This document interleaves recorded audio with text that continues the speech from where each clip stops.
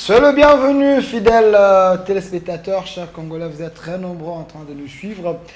Merci pour vos commentaires pour l'émission entre Maître Oscar Moubiaï, Pius Romain Roland et Joël Kitenge, autant de commentaires. Et hier, c'était l'honorable Francis Chibalabala et Nico Maïngele. Une belle émission, vous avez aimé. Vous étiez très nombreux à me demander, Delphin, ça fait longtemps que vous ne recevez pas celui que nous aimons beaucoup, M. Fumutoto Basanga, qui est président de l'idéal La Patriote. Il est initiateur de la troisième voie.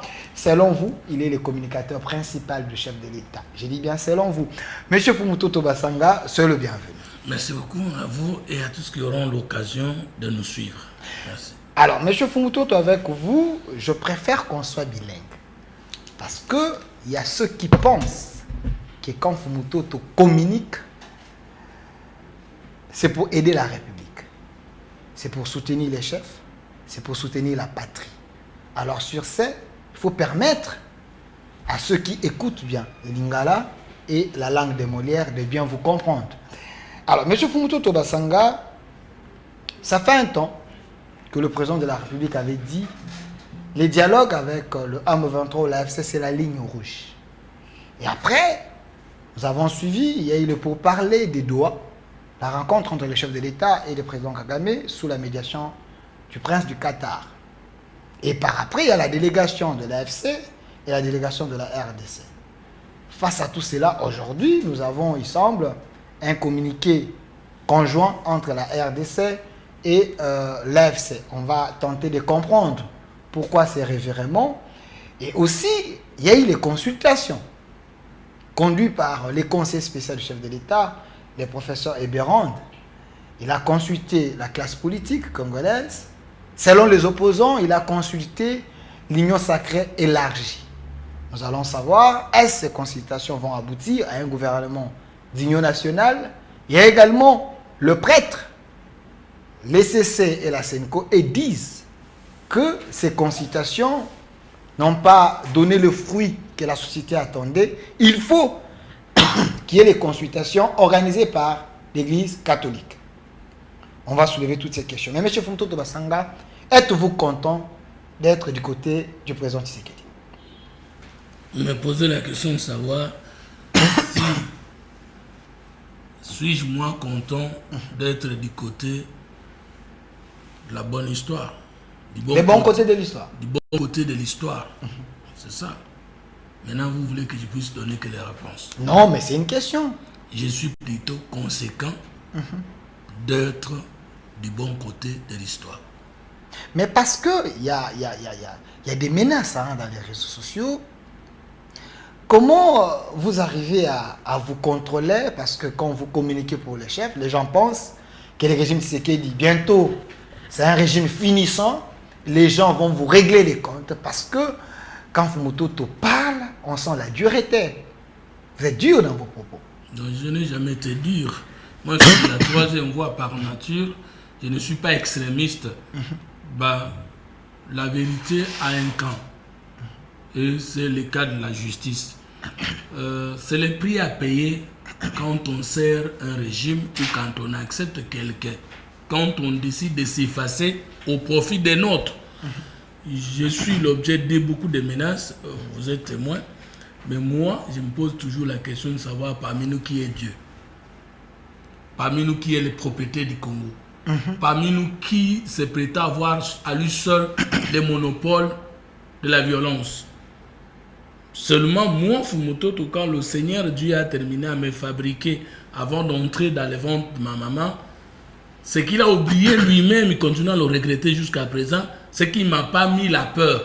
Ah, ok. Le Seigneur lui-même me le rappelle toujours, moi, nous, Okenda, Nacha, Okubangate. Donc, Fumutoto a bangakate. J'ai la peur comme moyen de m'indiquer les défauts, les dangers. Mais je n'ai pas la peur comme moyen de me décourager de ne pas affronter les mêmes dangers. Surtout quand je sais que je suis dans la vérité. Vous vous rappelez quand je commençais la troisième voie à Kinshasa, dans la diaspora et dans les provinces, les gens ne me donnaient pas la chance de survivre face au régime de Kabila. Mais je suis vivant.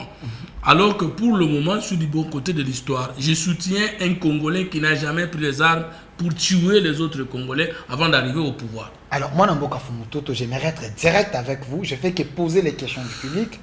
Quand vous dites que vous êtes du côté de la vérité, mais bateau, parce que les gens sont en train de suivre en direct, et bah, commentaire en abango. Mais comment vous Hollanda vérité, mais Motoza Hollanda yazana vérité. Sur base des promesses non réalisées, sur base il y a un revirement, il y a malobana moko. Donc en réalité, les gens pensent que les chefs ne respectent pas les accords, ne disent pas la vérité. Lui-même, quand il dit le loko lobe baluki, face à biloko est-ce que vos valeurs, ezako kitate parce que ndenge bato ba comment? Il y a parmi nous que Jésus qui a lui-même dit que non seulement qu'il disait la vérité, mais il était lui-même la vérité. Le président Tshisekedi n'a pas dit qu'il s'appelle la vérité ou qu'il s'appelait la vérité. Mais bato ba comment le roi moto la vérité, peuple. Non, la vérité c'est que Tshisekedi aime les Congolais. La vérité c'est qu'il a mené une lutte politique au sein de son parti politique et cette lutte l'a mené au pouvoir sans prendre les armes et tuer les Congolais.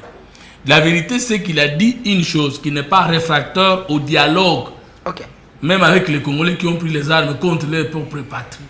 Mais ce que lui détestait, jusqu'à présent, je continue à le réaffirmer, c'est de négocier avec les gens qui n'ont pas l'autonomie dans le prise de position au cours des négociations.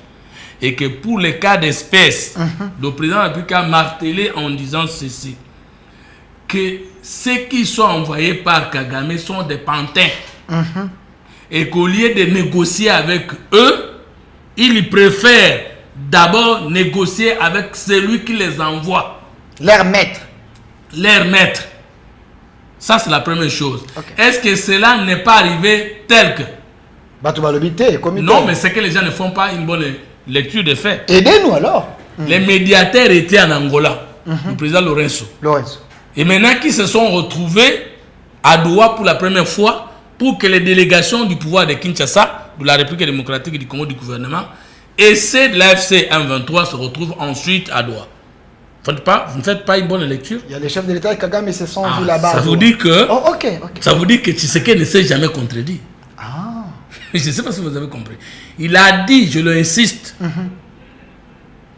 qu'il n'était pas, il n'est pas, il ne sera jamais réfractaire au dialogue, même avec ceux qui ont pris les armes contre leur propre mère patrie, le Congo, notre pays.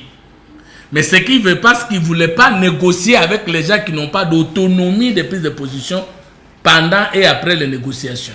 Surtout avant, pendant et après les négociations. Donc c'était ça la ligne rouge. Et la ligne rouge, c'est cela. Et alors, la ligne primordiale, c'est négocier avec les Congolais, le criminel, Kagame, le criminel de son État. Alors, qu'est-ce qui arrive un certain 18 février ou 18 mars, je crois? Il était attendu un dialogue à Luanda entre la délégation de Kinshasa, les négociations directes entre la délégation de Kinshasa et la délégation de l'AFC M23. Les matins de ce même jour-là, tous nous avons été surpris. Et il y a un dialogue entre le président de la République démocratique du Congo et le président du Rwanda. Ou au Qatar. Vous avez compris? Et après cela, d'ailleurs, beaucoup de gens ne pensaient pas que c'était une évidence.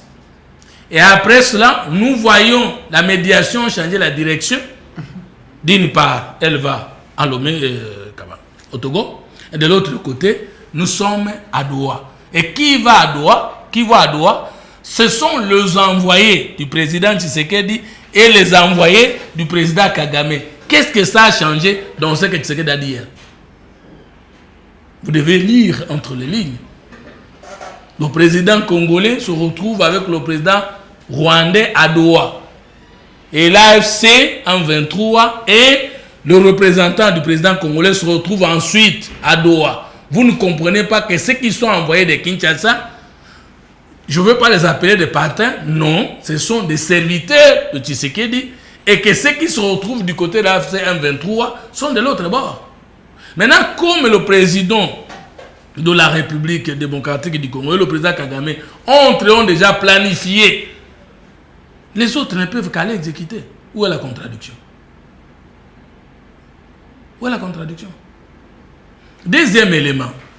Quand on est membre d'une structure internationale à compétence universelle, comme l'Organisation des Nations Unies, chaque État membre des Nations Unies ne peut pas passer outre les résolutions des Nations Unies, parce que les Nations Unies constituent ou jouent le rôle des conseillères ou de l'autorité morale des États membres surtout du monde.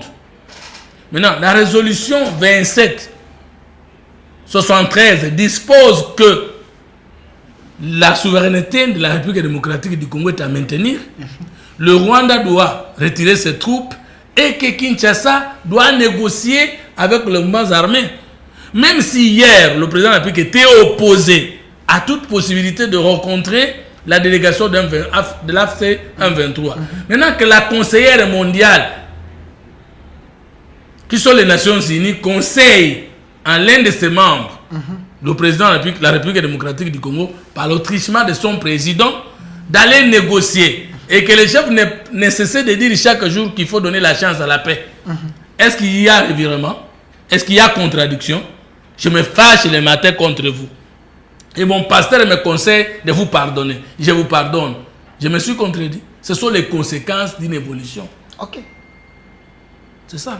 Donc le chef est mal compris dans l'opinion. Il n'est pas mal compris, ça se fait comme ça. Ça veut dire qu'il a dit que je vais d'abord négocier avec Kagame. Et n'oubliez pas qu'il y a des processus.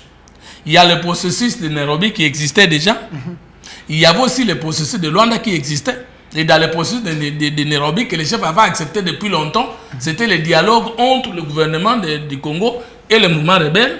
Les groupes et de l'autre côté, les groupes armés. Et de l'autre côté, des négociations entre le président Kagame et le président congolais. Et tout cela est arrivé comme Tshisekedi le voulait. Maintenant, il y a mixation de ces deux négociations, Luanda et Nairobi. Aujourd'hui, il y a maintenant Doha. On a suivi hier, l'AFC a fait un communiqué en disant qu'ils acceptent de se retirer dans certaines localités pour donner la chance aux négociations et la paix. Nous avons suivi également la RTNC. La République démocratique du Congo a aussi signé ces documents ensemble avec l'AFC et M23. Est-ce, pensez-vous, que la RDC peut arriver à obtenir ce qu'elle voulait? Parce que le M23 a aussi posé ses conditions. Oui, parce que nous sommes de bonne foi. Oui, parce que le président Tshisekedi n'est pas un artisan de tuerie des Congolais. Oui, parce que le président Tshisekedi n'est pas un habitué de la mort des Congolais. Oui, parce que nous avons mené un combat non violent. Oui, parce que nous n'avons jamais été des opposants armés hier. Et lorsqu'il y a une possibilité de privilégier la paix, je ne vois pas mon gouvernement refuser de le faire. Non, parce que souvent, les négociations aussi échouent. Non, parce que s'ils ne font pas l'armée qu'il faut, les rebelles ne vont pas avoir, les agresseurs ou rebelles ne vont pas avoir pitié de nous. Donc, nous sommes dans les deux possibilités. Ce qui est vrai, c'est que maintenant que nous sommes en train de négocier, notre communication doit changer. Ok. Nous n'allons plus communiquer avec le même terme qu'hier. Ok. Nous devons donner la chance à la paix.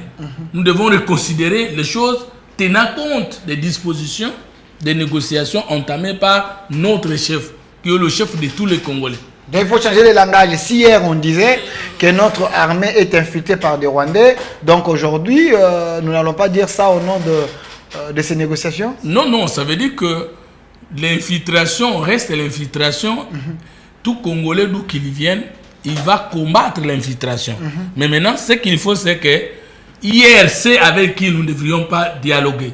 Nous dialoguons avec eux aujourd'hui, c'est qu'il y a des choses que nous devons éviter désormais. Est-ce que nous dialoguons avec le Congolais ou avec le Rwandais?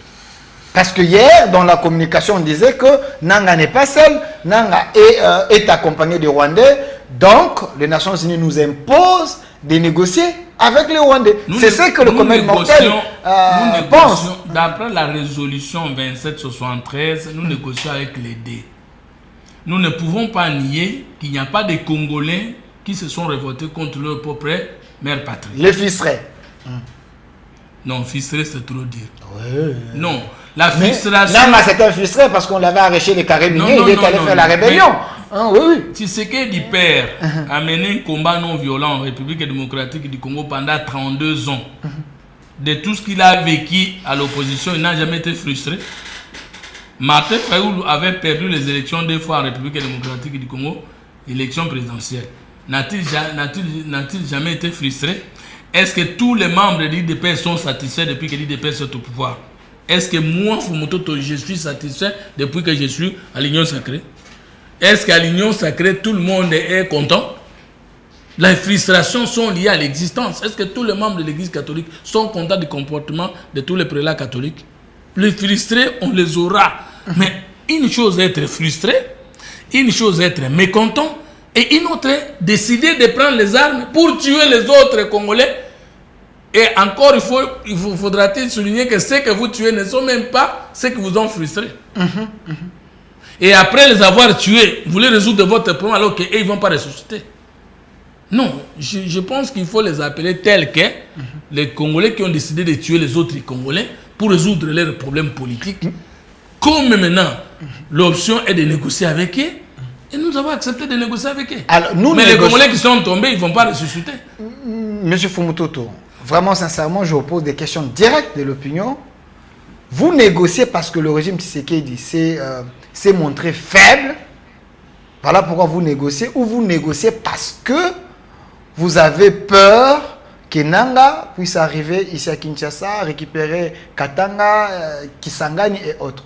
Parce que si on était fort, on allait avoir la victoire devant ces gens. Donc si nous négocions en étant faible, un état faible devant ses agresseurs. Nous négocions parce qu'en politique, on négocie. Okay. C'est fini. Parce qu'en politique, on négocie. On n'est pas de négociation que là où il y a eu hostilité. Et ce n'est pas la première fois dans la politique du monde et du Congo que les gens négocient. Est-ce que ce n'est pas... Nous négocions parce que nous ne trouvons pas d'intérêt que cette guerre qui va continuer à se dérouler à l'intérêt du Congo, même à la gagnant, nous allons perdre beaucoup de Congolais. Mais et si nous pouvons préserver la vie de ces Congolais en gagnant cette guerre par les négociations, nous perdons quoi? D'autant plus qu'un Congolais qui devait mourir n'est plus mort. Alors pourquoi, à un moment, Scholl était devenu un diable? Quand Scholl le disait, il n'y a pas l'issue pour terminer cette guerre si vous n'acceptez pas de négocier avec le M23 et l'AFC. Il était un démon. Mais aujourd'hui, vous revenez sur ce que les Cholais disaient avant. Donc, c'est le régime qui a fait tuer les Congolais de Goma, de Bukavu, parce que vous étiez entêtés inutilement. Mais comment le régime peut tuer les régimes alors que ce n'est pas le régime? Non, vous avez fait tuer. Vous avez les armes. Oui, non. Vous avez laissé cette population se faire tuer par des mauvaises décisions du régime. On ne peut pas lire les choses de cette manière-là. Non, c'est un raisonnement logique. Vous savez quand est-ce que les rebelles acceptent de négocier? Quand? C'est quand ils se rendent compte qu'ils ne vont pas arriver à Kinshasa, qu'ils ne vont pas changer la courbe des choses. Selon vous? Mais c'est la vérité. Un agresseur, un rebelle ne négocie pas avec la personne qu'il combat. Et nous avons négocié parce que nous avons gagné à travers une diplomatie offensive ce que nous voulions avoir. Okay. D'abord, la reconnaissance internationale de l'implication du Rwanda dans les conflits. S'il y a une négociation, nous négocions entre nous les Congolais, mais le conflit entre le Congo et le Rwanda demeure. Ok. Même si aujourd'hui on peut négocier avec le Rwanda, mais l'histoire retiendra que le Rwanda va attaquer l'intégrité territoriale de la République démocratique du Congo. Et les conséquences sont fâcheuses, même dans le futur. Ça, c'est normal. Nous négocions après avoir convaincu l'opinion internationale que nous sommes agressés. Nous négocions après avoir gagné des sanctions de la communauté internationale dans son ensemble sur le Rwanda. Ok. Nous négocions au moment où nous pensons que nous avons déjà les moyens pour faire la guerre, mais nous ne voulons plus tuer les Congolais. Je veux vous rassurer, vous informer que sous l'impulsion du chef de l'État, avec l'arrivée de Guy Kabongo au niveau du ministère ayant la défense dans ses attributions, une autopsie a été bien établie. Le ministre Guy Kabongo, le produit de l'UDPS. Il a fait l'autopsie qu'il faut Et il a bien posé les diagnostics et nous sommes en train d'administrer au sein de FARDC un traitement qu'il faut. Non, cette armée est infiltrée, vous parlez de traitement. Ne vous en faites pas, quand je parle de l'administration, ça veut dire on a connu plusieurs VPM de la défense, on a connu plusieurs ministres d'État de la défense, on a connu plusieurs ministres de la défense, mais peut-être qu'on n'a pas connu un ministre qui a bien posé les diagnostics. Ok. Et qu'aujourd'hui, nous comprenons que nous sommes en mesure de dire que tout ce qu'il y a eu comme mot dans l'armée, on ne va pas tout extirper, on ne va pas tout terminer, mais dans les heures qui viennent, le Congo va sourire du point de vue de sa défense. M. Guy Kabongo a fait un travail. Mais sous Jean-Pierre Bemba, il y avait des défections parce qu'il avait lancé une opération d'identification au sein de l'armée. Les gens se sont sentis lésés. Il y a eu la défection vers le M23. Est-ce que M. Guy Kabongo a continué par rapport à ces lancers? Moi, je parle de ce que je comprends, de ce que je vois, de ce que je touche, après avoir fait des recherches, qu'il n'y avait pas une administration de la défense ou du ministère de la Défense comme il fallait. Parce que, tu sais, en politique, comme dans tout système d'organisation, vous pouvez avoir des moyens, c'est une chose. Mais les organiser, les structurer, c'est une autre chose. Quand on parle de la défense, on a le président de la République qui a le commandant suprême, on a le chef d'état-major général, et on a le ministère qui vient concilier la vision du chef de l'État et la vision de l'armée et de l'âme. Ok. Aujourd'hui, nous pouvons espérer demain une unité potable de commandement de l'armée. Alors dites-moi, qu'est-ce que vous étiez en train de faire au sein de l'armée lorsque par moment, il n'y avait pas possibilité d'administrer un traitement ou un diagnostic ou une autopsie qui pouvait nous ressortir exactement quelles sont les maladies profondes qui déstabilisent l'âme du commandement et l'unité du commandement. C'est ce que nous avons maintenant. Parce que... Avec le VPM actuel de la défense. Nous pouvons aujourd'hui savoir qui commande quoi. Par exemple, quand Kabila et son père font de James Kabarebe chef d'état-major général de l'armée, vous savez ce que ça veut dire? Vous donnez un étranger l'arme de votre armée, et c'est le chef d'état-major général qui dirige l'arme, le militaire et l'instrument qui attaque ou qui défend. Vous attendez à quoi? Lorsque vous prenez avec Joseph Kabila, conformément à l'article 12.8 de l'accord signé le 23 mars 2009 entre l'M23 et le CNDP et la République démocratique du Congo, le gouvernement de Kinshasa, vous donnez des grades de policiers et militaires à des officiers via le mixage de l'armée, et ce sont des officiers étrangers. Vous vous attendez à quoi? Non. Lorsqu'il y a détournement de l'effort de guerre des militaires qui s'offrent, vous attendez à quoi? Vous pouvez prendre aujourd'hui Madame Soumino. Depuis 1967, on a parlé de l'augmentation des salaires des militaires. Pour une première fois, les militaires qui offrent à $500. Vous aujourd'hui prendre le ministre des Finances, Doudou Famba, qui pour la première fois peut mobiliser non seulement la régularité du salaire, mais aussi surtout ces moyens-là pour payer aux militaires. On n'est pas en train de traiter l'âme du soldat. On n'est pas en train d'encourager l'âme du soldat qu'il a fait avoir Guy Kabongo.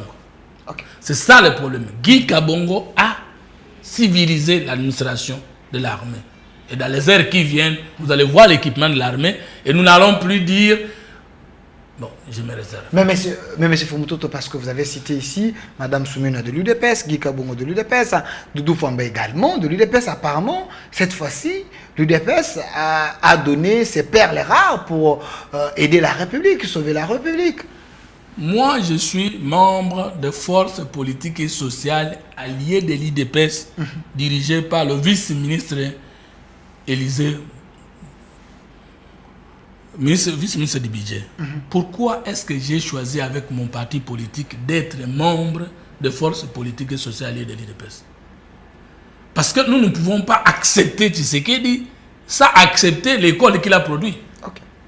Nous ne pouvons pas le suivre sans nous rassurer que lui, il a suivi les 13 parlementaires fondateurs de l'IDPS. Nous ne pouvons pas le croire, lui, sans croire à Tshisekedi père, parce que lui, il a été encadré par lui, c'est son leader. Et que l'IDPS ne pouvait pas être fier de voir les alliés aider les chefs de l'État, son ressortissant, et ne pas être fier en donnant le meilleur d'elle-même, l'IDPS. Aujourd'hui, Mme Soumino de l'IDPS a fait une année sans incident au niveau de la primature et a fait l'exception qui aurait pensé qu'un militaire congolais offrait pouvoir avoir 500 000 $. Nous allons féliciter ça. Sous Mme Soumino. Nous allons acclamer ça tout en combattant ce qui reste encore à mieux faire. Ou ce que, donc ça c'est réel et c'est palpable. Ce n'est pas du chimère ou ce n'est pas chimérique. Donc aujourd'hui, sous Mme Soumino, 500 $ au front pour le militaire. Mais aujourd'hui, nous ne sommes même pas encore le 29. Depuis que Mme Soumino est à la tête de la primature et depuis que l'actuel ministre des Finances, Doudou Famba, est là, est-ce que vous avez vu les Congolais atteindre les 5, les 10 sans être payés? Non. Est-ce qu'on parle encore des arriérés de salaire? Non. Cette régularité de salaire-là. Parce que le salaire, non seulement qu'il doit être décent, mais il doit être régulier. Pour permettre aux salariés de dénuer les débuts du mois. Et alors, on va dire que c'est une antivaleur? Non.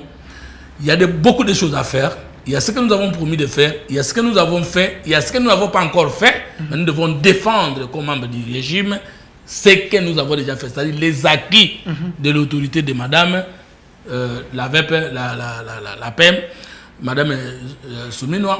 Nous devons défendre tous les ministres du régime qui travaillent bien, qui ont bien travaillé, et même ceux qui ont quitté le régime. Par exemple, et par exemple, nous allons tenter de faire cet exercice parce que c'est important. Vous avez parlé de Madame Soumino, je vous crois, parce que depuis 1997 jusqu'à aujourd'hui, il n'y a que Laurent Désiré Kabila qui avait augmenté les salaires de militaires et policiers, mais sous sa bénédiction, aujourd'hui, les militaires sont en train de toucher leurs moyens. Mais j'ai pris un autre ministre, Doudou Famba. Avant lui, il y avait un autre ministre, mais lui, il a apporté, il semble, sa touche aussi à ces ministères. Il n'y a pas de grogne. Les gens ne pleurent pas trop. Monsieur Fumututu, vous êtes un homme de vérité. Récemment, je l'ai vu à New York, Monsieur Doudou Famba, pour aller manager pour que notre Inga puisse avoir sa belle image et aider les Congos. Pensez-vous que lui, dans ses gouvernements d'union nationale, peut rester? Ah, mais bon, je ne savais pas que nous sommes dans les bilans. Doudou Famba, non seulement qu'il aime le Congo, mais aussi qu'il a les niveaux intellectuels et académiques qu'il faut pour mieux assumer ses fonctions dans ces ministères. Ah, ok. Deuxièmement, étant de l'IDPS, il doit naturellement avoir honte de faire échouer les chefs là-bas. Parce que c'est l'argentier de la République démocratique du Congo. Et puis il est humble, simple et sociable. Donc il comprend le travail qu'il faut faire et il est en train de nous étonner positivement parce que comment il réussit à mobiliser l'argent pour donner à nos militaires qui sont au front. Et aujourd'hui, pendant que le pays est en train de financer les opérations belligérantes, c'est-à-dire les opérations liées à la guerre, lui il est en train d'assumer la régularité du salaire du fonctionnaire. Ok. Il n'y a pas eu cassure? Non, il n'y a pas de tir. Alors que naturellement, pendant les périodes de guerre, on finit toujours par encaisser des arriérés de salaire. C'est l'intelligence au service de la nation. Ce qui n'est pas le cas. La volonté au service de la nation dont le chef de notre ami, le ministre des Finances, Doudou Famba, ce sont des jeunes encouragés. Et le chef doit encore ratisser fort pour avoir encore d'autres cerveaux nouveaux, mais qui étonnent positivement la République démocratique. Mais il est combattu, il y a certains ministres qui sont combattus dans le gouvernement par les gens même de l'Union sacrée. Ils ne veulent pas les gens qui donnent des résultats. Comment faire pour essayer un peu de décourager ceux qui combattent les gens qui donnent des résultats? Ce sont de bonnes guerres parce que c'est aussi la politique. Mais on ne peut pas vaincre la vérité, surtout que le chef n'est pas distrait. Je prends aussi un autre ministre, c'est important, M. Fumututu. Nous avons le ministre de la Santé. Après Covid, il semble que le ministre il est dans l'oubli, il est effacé. Pensez-vous que lui aussi mérite de revenir dans ce gouvernement de l'Union nationale?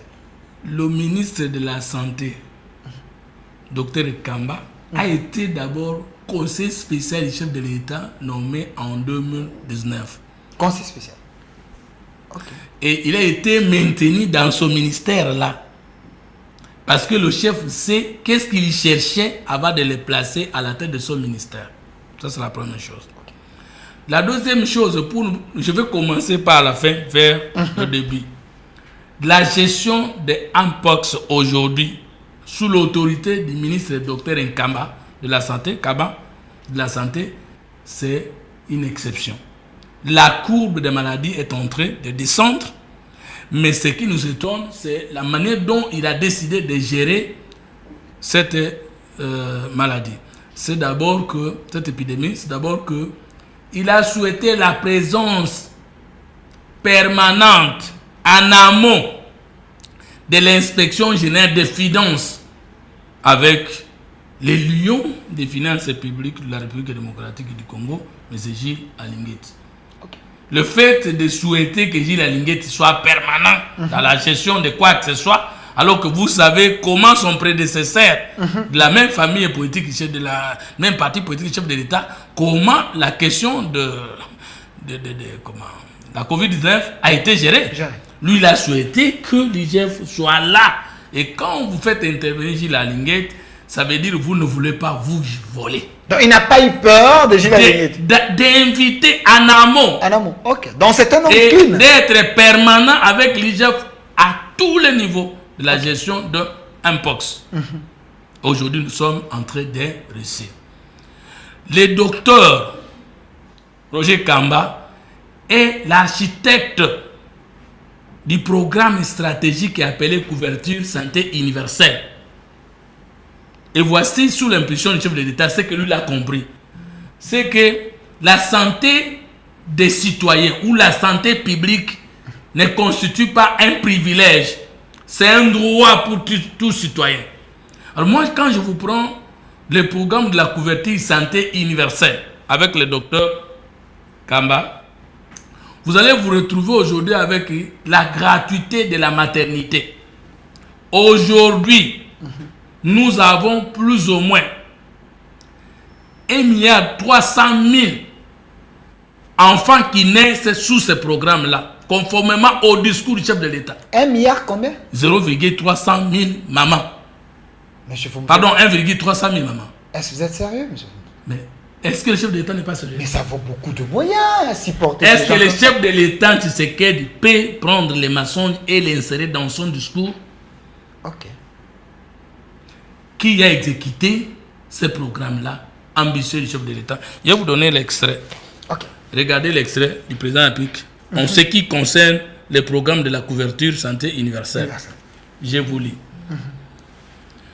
Conscient que la santé est un des droits fondamentaux des Congolais, j'en ai fait l'un des principaux piliers de mon action à la tête de l'État.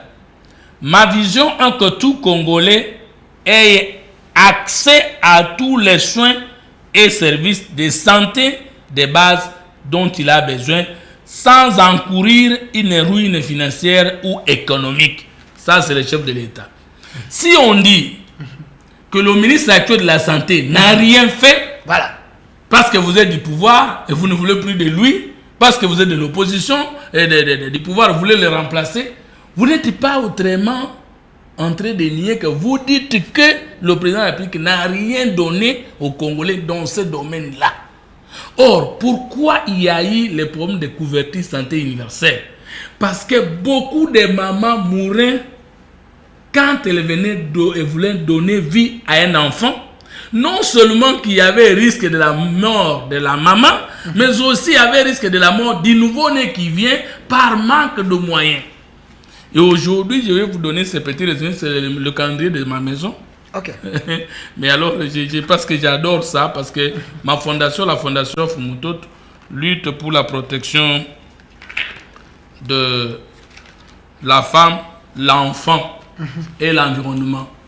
Maintenant, Regardez, ça c'est le bilan de la gratuité de la maternité sur les 13 provinces couvertes en 2024. Ça a commencé, ça a été lancé ici en 2003, en 2023 vers la fin de l'année, à partir de Kanchati. Donc il y a 13 provinces sur 26 qui sont déjà couvertes. Okay. Et dans notre programme 2025, il y aura la couverture finalement de toutes les provinces avec ce programme ambitieux dont le docteur Kamba est l'architecte. Okay. Vous prenez, nous sommes dans la province en janvier, 119 000 maires, pardon, je prends ce matin, qui sont déjà, le mois de février, pardon. Dans les Hauts-Lomami, c'est 82 448 enfants qui sont nés dans ce programme-là. Okay. Ça sont des chiffres. Sans payer. Sans payer. Si vous prenez dans les Kasaï, c'est 186 490 enfants. Vous parlez des 1000. Je lis là, ce sont les chiffres. Okay. Vous prenez dans le sud Kivu, c'est 306 038 enfants qui ont vu le monde avec ce programme. Okay. Vous prenez dans la province du Kasaï central, 161 370 enfants. Vous prenez dans le Katanga, 38 016 enfants. Vous prenez dans les Maïndombe, 30 865 enfants. Vous prenez au mois de juillet. Vous prenez la Mongala, 31 909 enfants. Vous prenez le Nord Kivu, 47 783 enfants. Vous prenez le Sidoubangi, 68 866. Vous prenez de la Chouapa, 31 910 enfants. Vous prenez Kinshasa, 218 877. Et vous prenez, ça c'est ce que vous entendez parler de la couverture santé universelle. Avant Tshisekedi et l'actuel ministre de la Santé, qui a fait ça? Ça c'est la première chose. Donc ce n'est pas de Photoshop.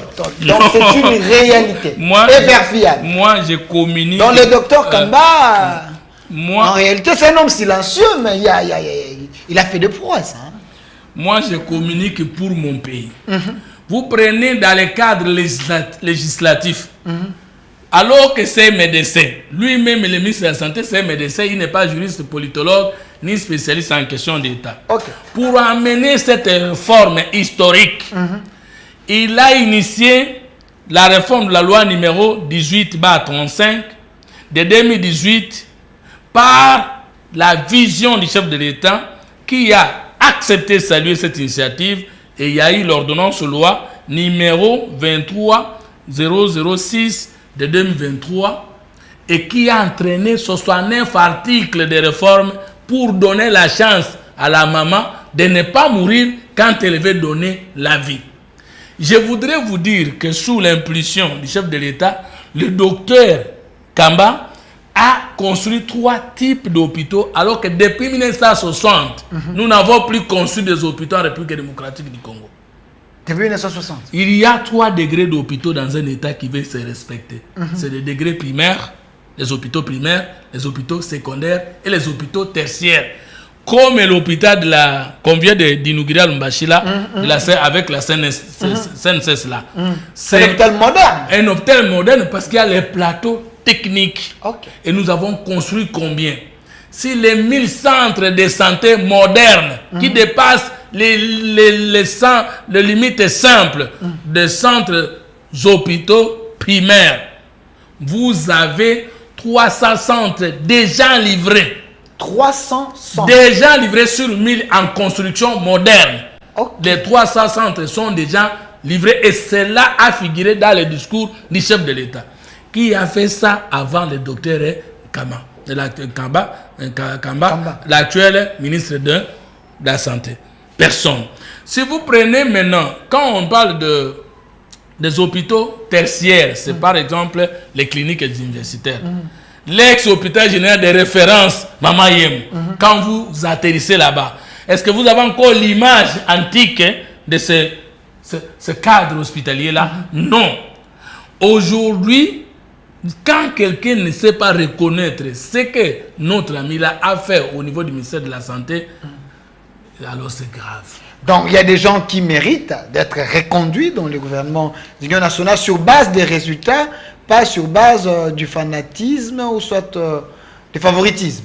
Non. Être reconduit au gouvernement ne dépend pas de celui qui veut ou de celui qui ne veut pas.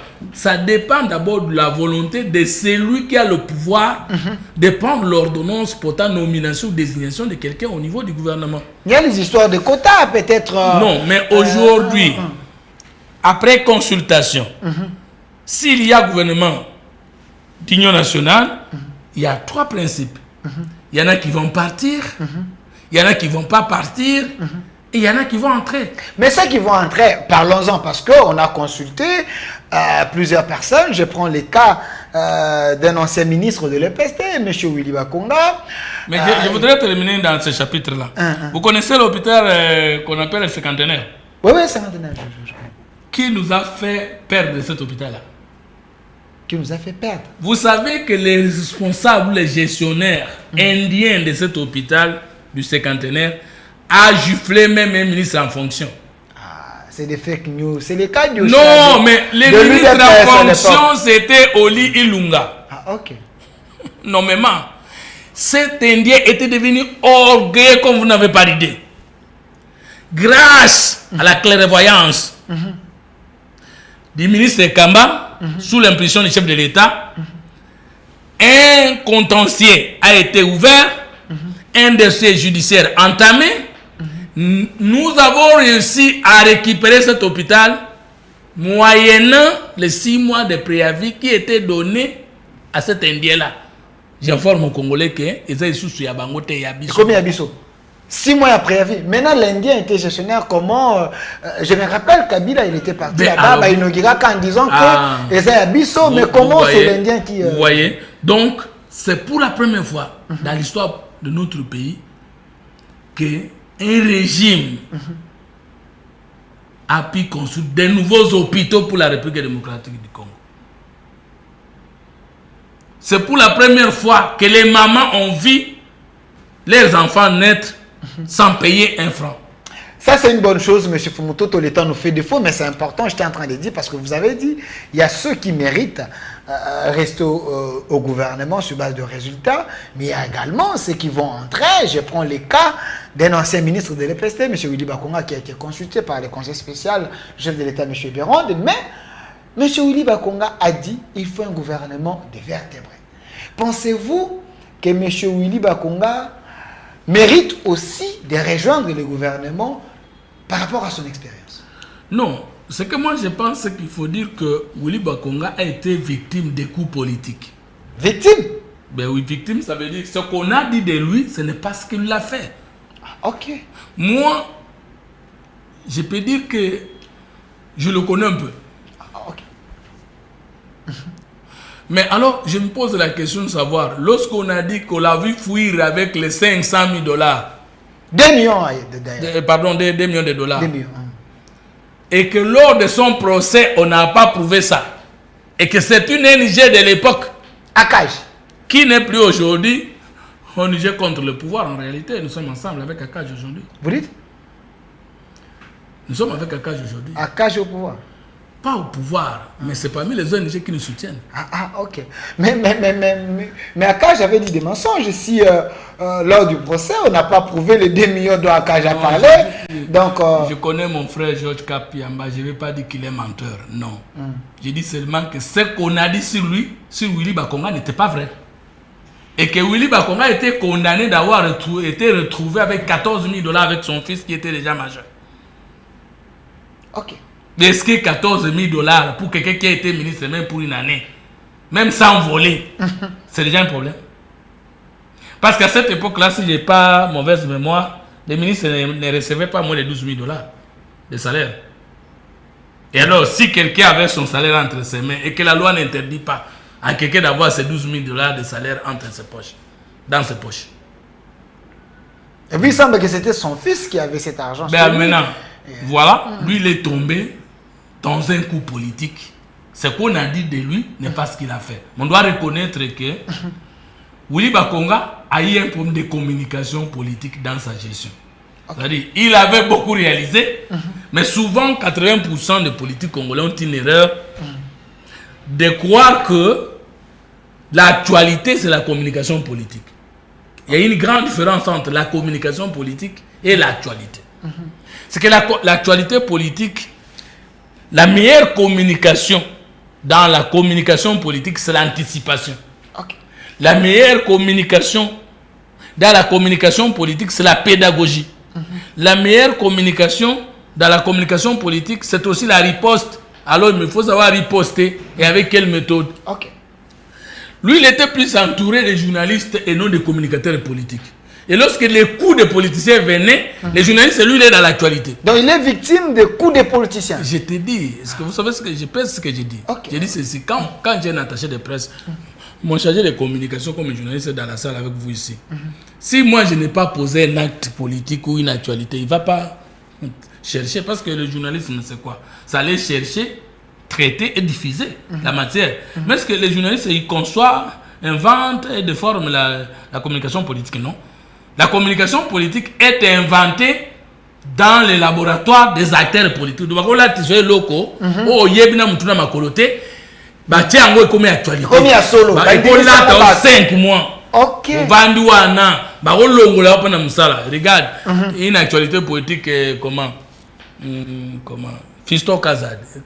Fiston Le roulage. Fiston, c'était Fiston, j'ai oublié même son nom. Il a créé une actualité sur Fumutoto. Fumutoto région LM23. N'est-ce pas? Fumutoto a demandé la démission de Chilombo. Mais ça a voulu consommer les esprits. Ça, c'est pas l'actualité. Ça, c'est la communication politique. Diaboliser, dénigrer, mentir, déformer l'image de quelqu'un. Parce qu'il a des mètres d'être nommé. Parce qu'il a la confiance du chef. Ça, c'est pas le journalisme. Ça, c'est la politique. Même si ça peut passer par le journalisme, mais ça, c'est la politique. Ça se conçoit, ça s'exécute. Lui, il a été victime. Willy Bakonga a été victime du combat de ceux qui voulaient le remplacer, qui ont réussi à faire atteindre leur communication. Lui, il banalisait. Ah, ok. Et donc, c'est-à-dire que lui qui a bien fait, vous voyez, lui, il est allé jusqu'à payer plus ou moins 150 000 enseignants. Alors qu'à cette époque, payer 1000 nouveaux enseignants, c'était difficile. Lui, il a trouvé un enseignant à 120 000 francs congolais. Lui, il est allé avec le salaire de l'enseignant jusqu'à 380. Et qu'est-ce qu'on a fait? On a bien fait après lui. Avec ça, il y a 20 000. Ah, voilà. Lui, il a quitté de 120 000 à 380 000. Mais ceux qui l'ont combattu, ils ont ajouté que 20 000. Il a trouvé combien d'écoles et il a laissé combien d'écoles? Beaucoup. Oui. Mais lorsque nous tous, nous étions en train de communiquer sur la puissance du chef de l'État, dans la gratuité de l'enseignement, on parlait de tout le monde, sauf de Willy Bakonga, que nous, on était en train déjà de présenter comme aventuriers, comme voleurs, comme bandits. C'est ça le défaut de ne pas être associé à des communicateurs politiques. Parce que les communicateurs politiques, lui, doit savoir, un montage. Faut tout bête, vendre la mode de mois. Donc, il y a quoi un montage politique? Il y a un missile, la communication politique, et puis clouer bien. Mais si il faut rétablir la vérité. Parce que l'homme est victime de ces gens-là. De la même manière, vous venez de dire, il y a autre chose à la victime, il y a communication politique. Alors l'homme, quand il dit, il faut un gouvernement de vertébrés. La personne comme Willy Bakonga, sur base des éléments que vous venez d'évoquer ici, pensez-vous qu'il y a un moment où, comme on a besoin de gens capables, Willy Bakonga peut mériter cette confiance et aussi relever les défis? Ça, c'est la discrétion du chef. Moi, je ne fais que réagir sur des faits. Par exemple, quand je réagis sur le ministre de la Santé, je trouvais qu'il a travaillé. Parce que tu sais, au Congo, il y a les gens qui travaillent, mais qui ne sont pas connus, parce qu'ils communiquent mal. Il y a des gens qui travaillent, mais qui ne sont pas connus parce qu'ils sont fortement diabolisés. Il y a des gens qui travaillent, qui ne sont pas connus parce que les gens ne savent pas comment bien travailler. Par exemple, le ministère de la Défense n'a pas l'administration qu'il faut mais nous sommes en train de gagner les villes contre les rebelles. Maintenant, quand moi je viens pour organiser l'administration, bien faire l'autopsie, bien poser les diagnostics et les traitements, et qu'on est en train de gagner les villes par les rebelles, celui qui ne sait pas comment on travaille, il va dire que moi je n'ai rien fait. Mais entre celui qui vend le vent et celui qui fait le travail de titan, qui travaille bien, est-ce que tout le monde a le niveau d'apprécier que c'est bien fait? Est-ce que tout le monde a le niveau? Donc moi je pense que mon frère Willy Bakonga a été victime d'un acharnement politique, mais qui malheureusement a gagné la guerre sur lui. S'il veut retourner, il n'a qu'à travailler sa personnalité, son image de marque, pour montrer qu'il n'y était pour rien. C'est simple. Et quand nous disons la vérité là, qu'il a beaucoup travaillé et que c'est pour même les artisans de la gratuité de l'enseignement, parce qu'on ne peut pas dire que lui n'a rien fait alors que ce n'est pas lui que ça a commencé. C'est avec lui que ça a commencé. C'est le premier ministre, voilà, de la gratuité qui a commencé la gratuité de l'enseignement. Et tout ce qu'on est en train de dire que ça marche, c'était sous lui. Oui, oui. Donc, moi je pense qu'il a cette obligation-là de purifier son image et c'est pas tard. Il y a certains enseignants qui pensent même faire un monument pour lui parce qu'il était les pionniers de la gratuité de l'enseignement sous la bénédiction du chef de l'État. Et j'ai appris que Willy Bakonga, il avait également fait les arrêtés affectant les enseignants assis pour devenir les enseignants debout. Donc les gens qui étaient dans l'administration, ces affectés n'ont jamais été pris en compte par les fichiers paye, mais du moins il fallait aider les enseignants debout, vu qu'il y avait autant d'élèves, il fallait vraiment trouver des solutions.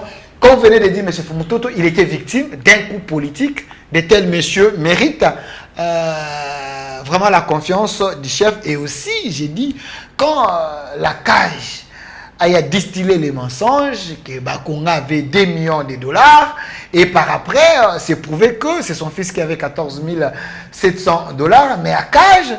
Et là, j'ai l'impression qu'il y a certaines structures qui sont instrumentalisées et aussi sous-traitées par des politiques pour nuire à l'image des autres. Mais M. Fumutoto, j'aimerais, vous êtes un scientifique qualifié, quelqu'un qui sillonne un peu dans le monde.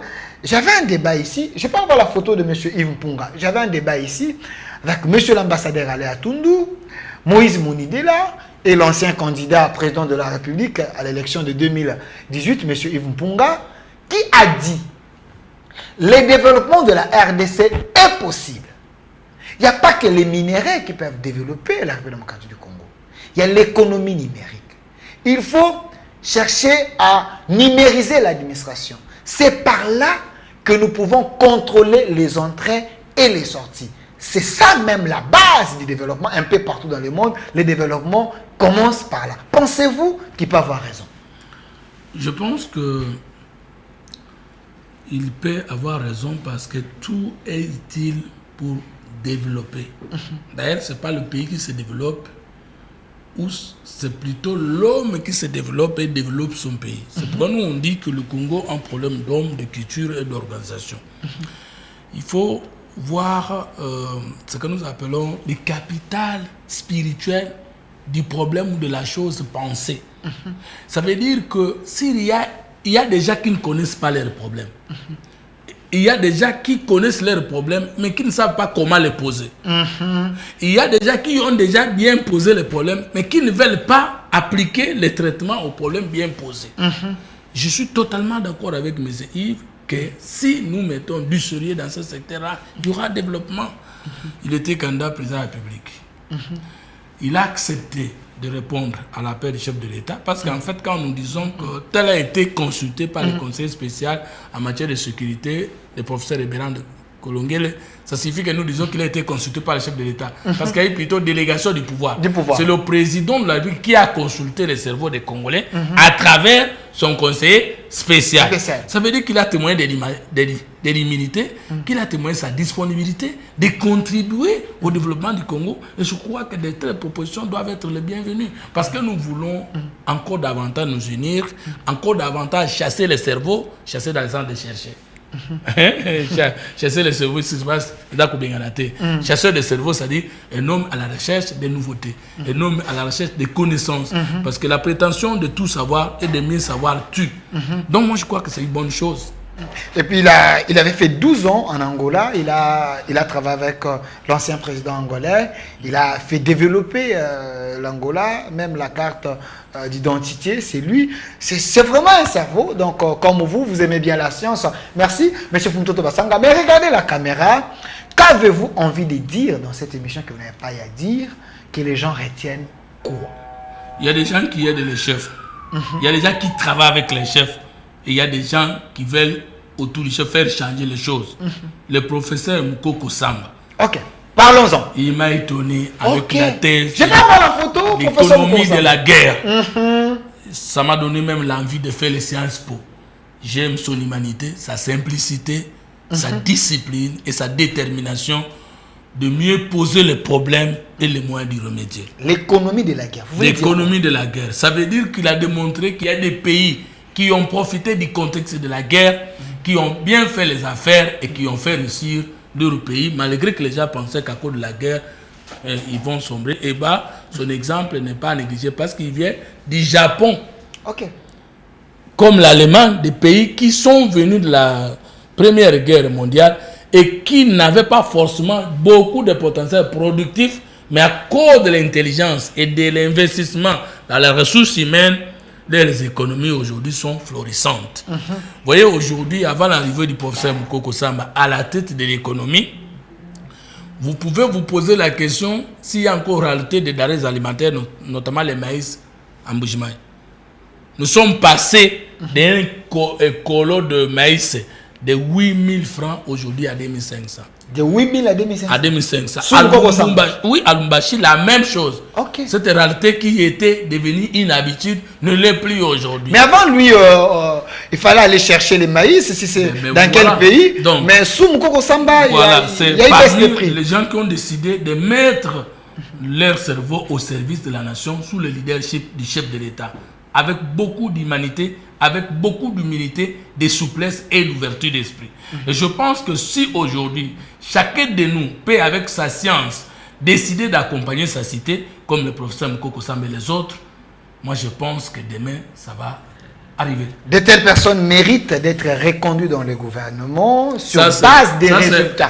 Je suis journaliste, nous pouvons également influencer les chefs positivement. Où est le problème? Parce que comme Mukoko Samba résout les problèmes sociaux des Congolais, alors c'est la gloire du chef. Avant lui, les gens allaient chercher les maïs ailleurs. Mais sous Mukoko Samba, il y a une baisse de prix. Qu'est-ce que vous voulez? Le peuple d'abord, mais c'est avec lui, c'est avec le chef de l'État. C'est quelqu'un qui est au service du chef de l'État dans les bons sens pour aider le public, voilà la population. Nous avons voulu, dans cette émission, parler de ceux qui font quelque chose. Parce que dans la vie, si vous ne savez pas parler des autres, personne ne parlera de toi. Tout comme il y a aussi les mauvais, les gens qui, pour moi, ils peuvent quitter le gouvernement. Et vous avez quelqu'un comme M. Mazenga, Didier Mazenga, sur base des éléments que j'ai. Et c'est monsieur, pour moi, vraiment, on témoigne qui est au centre des antivaleurs, hein, sur base des vidéos, images et témoignages.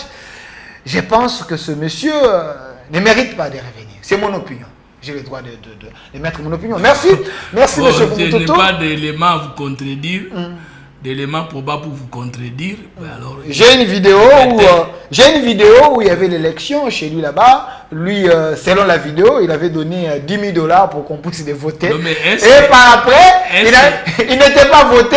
Il a envoyé les gens pour aller récupérer les billets. Sur base de la vidéo, selon les témoignages dans la vidéo. Non, s'il vous plaît. S'il y a un acte comme ça, encore faudra-t-il établir que c'était comme ça. En plus de ça, Didier Mazenga, nous allons l'évaluer par rapport aux charges qu'il a de ministre. Il faut l'évaluer. Qu'est-ce que le chef lui a demandé de faire? Pourquoi le chef l'a-t-il placé là-bas? Qu'est-ce qu'il a fait? Qu'est-ce qu'il n'a pas fait? Qu'est-ce qu'il est en train de faire? Et qu'est-ce qu'il reste à faire? Moi, comme je suis défenseur des institutions, je vais les contacter pour savoir si ce que vous dites sur lui est vrai. Voilà. Et vous n'allez pas refuser. S'il y a des éléments probants, qu'il a bien travaillé, je reviendrai avec ces éléments. Je vais vous donner les plateaux. Je vais vous donner les plateaux. Mais j'ai aussi les témoignages et les éléments des gens qui pensent que M. Mazembe mais vous en tant que journaliste, vous en tant que journaliste, vous devriez vous-même descendre en particulier pour aller les voir parce que vous êtes journaliste. Écoutez, vous ne pouvez pas conclure sans confronter les sources. Attendez, M. Fumutoto, j'ai à faire le premier pas pour avoir la version des faits de l'homme. Ils m'ont ignoré, mais je me suis contenté des éléments que j'ai eus et j'ai fait une communication sur base de ça parce qu'il n'y a pas eu les éléments de réponse. Quand vous portez garant d'avoir les éléments, je vous attends. Non, je n'ai pas dit que j'aurai les éléments forcément pour vous... Allez les contacter. Parce que nous voulons les bonnes personnes auprès du chef de l'État. Merci, merci M. Fumutoto. Merci M. Fumutoto d'avoir répondu à notre invitation. Merci à vous. Vraiment, nous sommes très contents. Espérons que cette fois-ci, dans le gouvernement de l'Union nationale, vous allez vous retrouver parce que M. Fumutoto communique beaucoup, fait beaucoup, mais il est ignoré. J'ai décidé de m'effacer au profit du chef. Vous n'allez pas rejoindre la rébellion et être frustré parce qu'on vous nomme pas. Un Moussalende comme moi. Jamais de la vie. Tu es un Congolais pour arriver au pouvoir. Jamais. Non. Merci. Je suis Tshisekedi Père. Merci à vous. Restez fidèles à nos programmes. Au revoir. Puisque nous sommes tous Congolais, nous n'avons qu'une seule nation, la République démocratique du Congo, notre patrie. Nous avons le devoir de l'aimer et l'obligation de la faire développer à travers notre sens patriotique et nos belles actions. Chers patriotes, il est temps. Rejoignez-nous dans la campagne citoyenne et éducative de sensibilisation sur le changement de mentalité.